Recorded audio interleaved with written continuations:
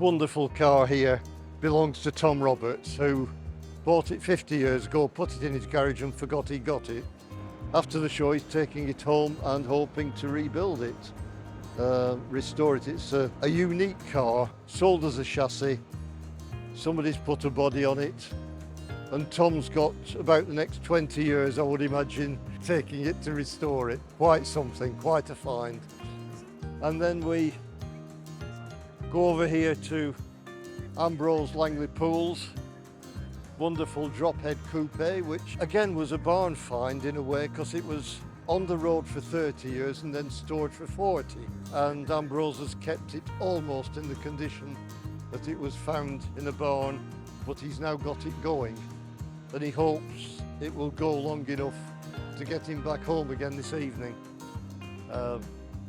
Fantastic car, +4, drop head coupe, suicide doors, and still with the valve radio inside. This belongs to Richard Atherton. She is called Dorothy, and she's a beautiful family 4 three-wheeler, and I am very envious of Richard in owning this car. She's a gem. She's a real gem. This one behind the magazines is Win-A-Lot.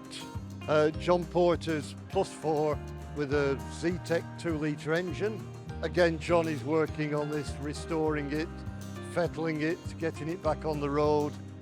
And he's left us with us for the weekend. Very kind of John to let us use this car on the stand, because it's a beautiful example. It caused a lot of interest this weekend. How much rubbish can anybody get into a Morgan? The answer is that much.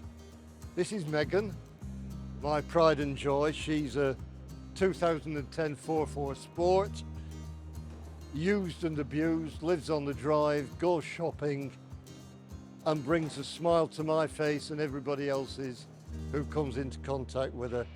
And she's a regular at the show, and I just love her to bits.